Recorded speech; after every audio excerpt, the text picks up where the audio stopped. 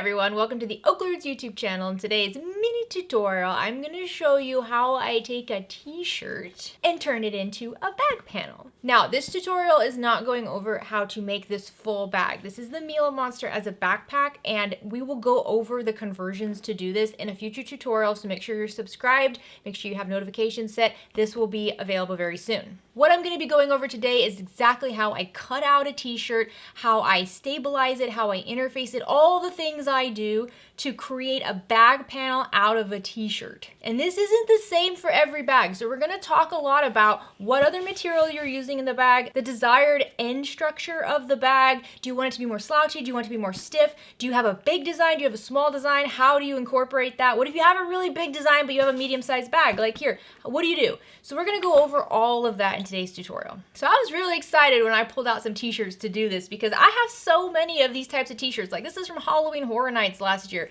This t-shirt is so cool, but this design, it is printed on, it is heavy. The t-shirt itself is pretty thick. This is too hot to wear in Florida. So although I love the memories that come with this t-shirt and I couldn't imagine getting rid of it, I'm never gonna wear it. It's just taking up space in my drawers. So that's where something like bag making comes in, because you can repurpose these things, and it doesn't just have to be t-shirts. It can be furniture. I mean, you could really, if you're gonna throw away a couch that you know you can't sell it, it's not gonna be repurposed, you can take the good pieces of material off of that and create a bag out of it.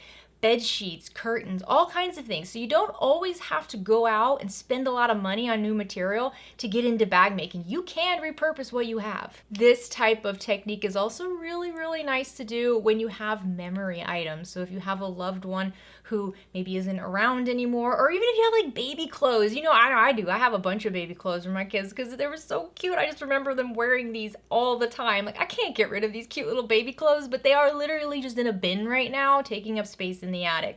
Those are items you can grab, you can quilt them together, you can piece them together, and then you can turn them into bags. And how fun is that? That way you can still see these items all the time that have the memories linked to them, and they're not just sitting away in a storage unit or the garage or something like that. So if you're new to the OklaRoots YouTube channel, please make sure you click subscribe down below. If you like this video, please give it a like. Any questions, comments, leave them down below. If you want to see me repurpose other things, let me know. Over on Instagram, I was showing an old leather couch cushion that I tore up, and I kept the couch cushion leather because the couch was completely destroyed. It had to be thrown away, but that leather was some good leather. So I'm still trying to decide what I'm gonna make with that. The couch cushions were really big, so it's a lot of leather. I'm still trying to decide if I want to make like a big bag or a small bag. So if there's other things you'd like to see me repurpose, let me know. I do have some like flat sheets that come with bed kits that I've pulled out. I have old curtains that we're going to probably be replacing pretty soon. So I'm excited to do that. I love working with new material. I love buying new material, and I love sewing up new material, but I also think it's really fun to work with what we have around the house. And obviously repurposing is always a great thing to do. All right, guys. Let's get started. So these are the three main things I would recommend you have when you want to turn a t-shirt into a bag. First, obviously, you're going to need a t-shirt. T-shirts can be honestly any kind, any type of t-shirt, as long as it doesn't have a lot of holes in it. If your t-shirt does have a lot of like holes all throughout it, it's going to be difficult to work with because you would have to interface things to it, and that interfacing will show through the holes. So that's the only tricky part, is that if you want to keep that kind of distressed look with your t-shirt, it'll be hard to do with interfacing, but I'm willing to kind of look into that some more. So I just have like a nice big t-shirt. You're also going to make sure your t-shirt size is going to be appropriate for the size of the bag you're making. So I'm actually going to use this for a Mila monster, and I'm going to make my Mila monster vertical instead of horizontal. But this is way too big of an image for my pattern piece. That's okay. I'm going to cut down it. But if you have a small bag, you might want to make sure you use a t-shirt that has a small graphic. If you're using a big bag, make sure you have a nice large t-shirt that has a big graphic. So we're going to go over making sure we cut out everything appropriately in just a moment. You're also going to want woven interfacing. So t-shirts are typically very stretchy. That's the type of material they are. They're like a knit, kind of like a jersey material sometimes, but they're stretchy, they're soft, they're comfortable.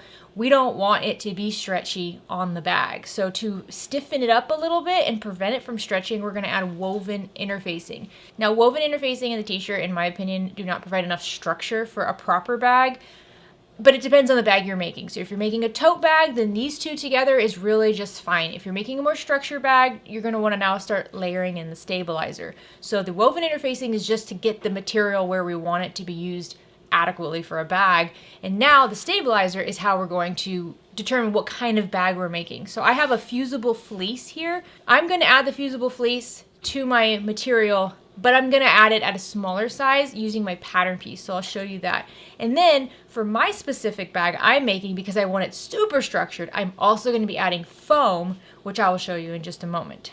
So to get started, I wanna cut my t-shirt down. Now decide how much of the t-shirt you want to use. I know I want this big image on the front, and I know I'm going to use the blank back as well for my bag. I'm not really interested in the sleeves, so I can just go ahead and cut those down just right along the seam. If you think you want to use these sleeve pieces for tabs or any other features on the bag, just hold on to them.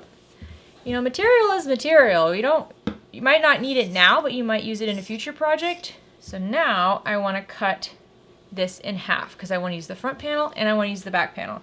So you can see I just laid my t-shirt down and I'm just going to cut up the sides. Sometimes t-shirts have a seam on the side. Sometimes they don't. This one doesn't. So if it doesn't have a seam on the side, then you can just press it or fold it. You just want to make sure you don't cut like too close to where you're going to want the image in the end. So I'm going to go up here and I'm just going to cut along the top to get rid of this. So now separate your front and back, and we'll start with the front panel and then we'll work on the back panel. So now I have a template for the Mila monster, and this is going to help me decide where I want my pattern placement to be. So I have these dashed cutouts here. That's going to be the seam allowance. So anything outside those dashes are going to be eaten up. So I'm just going to get a general idea of how much of this image I want and where I want it centered. A little bit higher, lower. I think I want it like that. Now I'm not cutting it out perfectly just yet. Right now I'm just going to cut it so it's a little bit bigger than my desired piece in the end. This is because when we iron this and then we apply the interfacing, it could kind of stretch a little bit. Things can move around just slightly. So I'm not going to cut it out exactly until I have the interfacing attached. Okay, so you can save this material for another project. And now we have our main panel, and this is what I will interface. I will interface this entirely. So I don't want to interface the entire t-shirt because I don't know if I'm going to throw some of it out. And that's a lot of interfacing to toss. You know, stuff's not cheap. So I don't want to just cut out the exact size in case it shifts or stretches or shrinks or whatever, but I don't want to cut out too much either. So I'm going to do the same thing on the back panel, but since the back panel is solid, I don't really care where I cut this out. So I'm just going to put it on the top, and I'm going to cut it so that I can use as much of this material as possible later. And then I'm going to cut down the seam. It's not fun to have these seams in the way when you're interfacing, so just cut out all those seams. So now I'm going to iron my material. So I have my, which one is it? This one here that has the image. I don't want my iron to touch this because it looks like it's heat pressed on. And it's possible that as this melts, it'll gum up my iron. So I'm going to flip this over so I'm looking at the back of it. And I want to get this nice and flat. If you apply interfacing onto a wrinkly t-shirt, it'll hold the wrinkles in place. So if that's a look you want, where it kind of looks like a wrinkly t-shirt on your bag, which could be really cool, just think about that. But if you don't want it wrinkly, like I don't want it wrinkly, I want it nice and smooth, make sure you give it an iron on the back first. Now be careful of the edges. They do have a tendency to start curling up like this, and when we put the interfacing on, it could be a problem. So you can cut down your interfacing beforehand if you'd like. I prefer to just lay it over and start putting it on. I get asked a lot about my interfacing touching my wool mat, and if it leaves glue on the wool mat, it doesn't. And like this piece right here that's overlaying, if I press this onto my wool mat, I can still use this piece and my wool mat is fine. It doesn't transfer the glue onto my material. So, you know, always be careful, but I haven't had any problem with that. So right now I'm just really smoothing out those edges because I don't want any of the t-shirt to roll up. I'm not using the very edge of this material, so it's not the biggest deal, but if you're kind of limited on space, like you really want to maximize this, then pay attention to that. So now I'm just going to carefully go along the back of this, pressing it from the wrong side, and just pressing my interfacing to the back of my t-shirt. You guys see I dropped my iron on the floor the other day, and it like shattered. It still works, but I don't know for how long. I might need a new iron pretty soon. So if you have any recommendations, let me know. This is an Oliso. I never say it right. Oliso. I used to use a Rowenta. I don't use steam. So it's okay if it's a steam iron, but I do not use steam in any of my irons. Every time I've used steam, those irons died very quickly. Okay, once that's pressed onto the back, I'll lift this up, let it cool down for just a moment, and then I'm going to trim down the interfacing around my t-shirt material so it's the same size. Again, this is not the finished size of my pattern piece, but it will be big enough. Okay, so there's my front panel all prepped with the woven interfacing. I'm going to repeat that with my back panel now. It's always fun with a solid because you can't tell what's the right side and what's the wrong side. I don't think there is, maybe this is the right side. I don't think there is a right side and a wrong side. This is not a t-shirt that I've ever worn, so it's still very new looking. Which also, I'll get some folks asking if you need to pre-wash your t-shirts. It's always a good idea to pre-wash your material before you use it in case of shrinking. I have not pre-washed this t-shirt. I've never worn it, but I'm also not going to be washing my bag. So this is going to be used to make a very sturdy Mila Monster backpack, and that will never go in the washing machine. If it gets washed, it'll be spot clean only, so I don't have to worry about this shrinking in the washing machine because I'll never put it in the washing machine. And if you end up with some of these big kind of chunks of scraps of your interfacing, make sure you save this. So I will cut it off because it gets kind of wild on my giant bolt of material here. But I do have a bin in my sewing room where I keep all scraps of stabilizer. You will use this more often than you think. Look how much that's rolling up down here on the bottom. That's why you gotta take your time with this, really smooth it out. The weight of the interfacing over it will help hold down those rolls. Just make sure you feel around for them and get it worked out. And then once you have it pressed, just once again, trim it down. So now that you have your pieces of your t-shirt ironed out and interfaced, now you can trim them down to the pattern size. So we're gonna do this before we add any stabilizer to it. So now's the time where templates are really helpful, or printable templates, whatever you're using.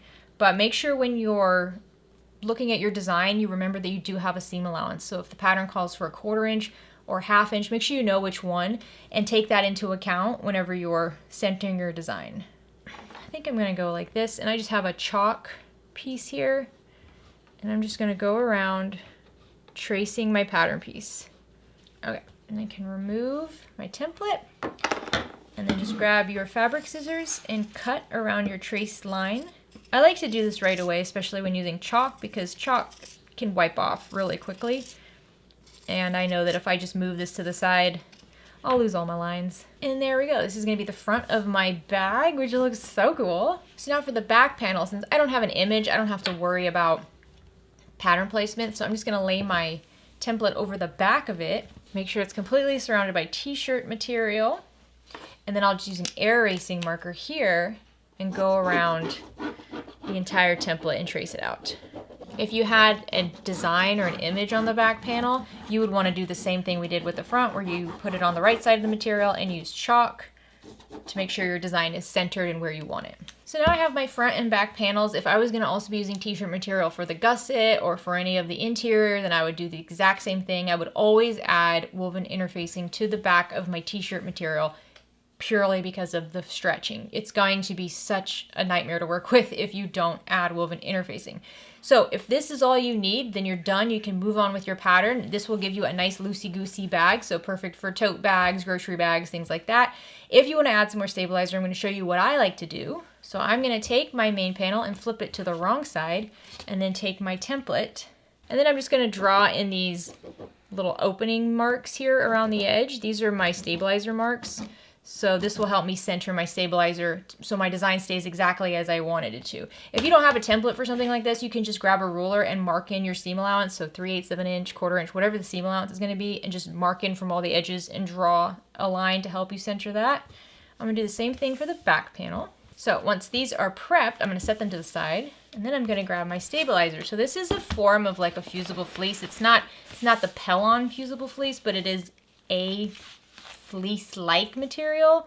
And here I'm going to mark inside those dashed lines because my stabilizer cut needs to be smaller than my exterior cut, unless you want it to go into the seams. If your machine can handle your stabilizer in your seam allowance, then go ahead and use the outer edge of your pattern piece. Otherwise, check to see if your pattern has stabilized your pattern piece or if you need to cut in from the main pattern piece.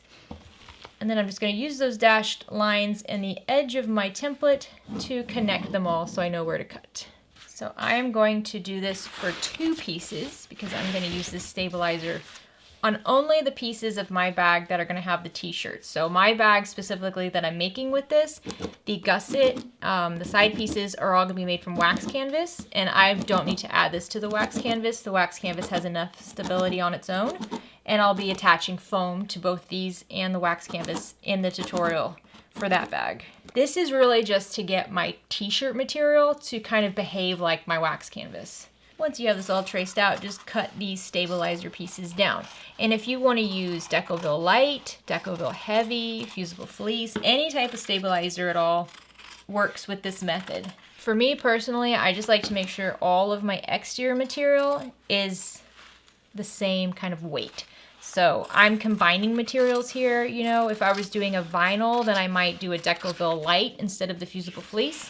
And don't forget, if you have any extra stabilizer, even small cuts like this, just put it in a bin somewhere and hold on to it, because small cuts like this are especially great for like D-ring connectors, for putting behind rivets, snaps, things like that. So now I've got my 2 t-shirt cuts and I have my 2 stabilizer cuts.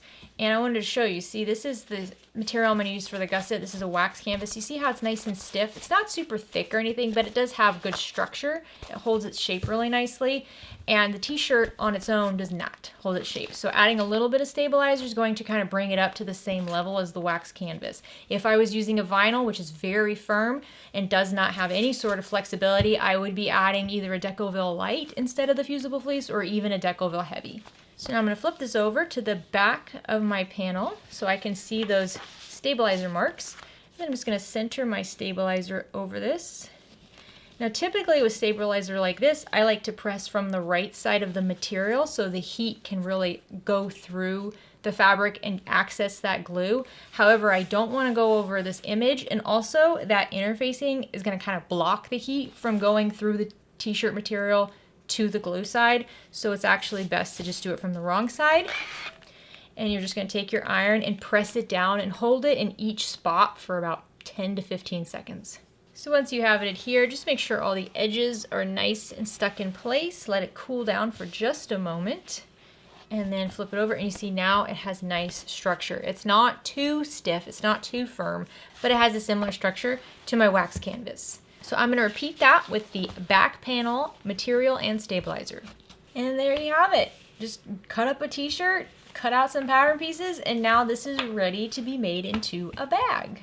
So what do you think? It's easy. I mean, I'm literally showing you how to cut up fabric and interface it. But I do know that there are some challenges that go with that, because t-shirts are stretchy, right? T-shirts are stretchy. They curl up on the sides. It's not like the normal material that we work with when we make bags or quilts or anything. So besides clothing. So I know that there's a little bit of apprehension of like, well, I really want to do that, but I'm so scared that I'm going to do it wrong and then I've ruined that t-shirt. And I get that. So I hope that this little mini tutorial was helpful for you.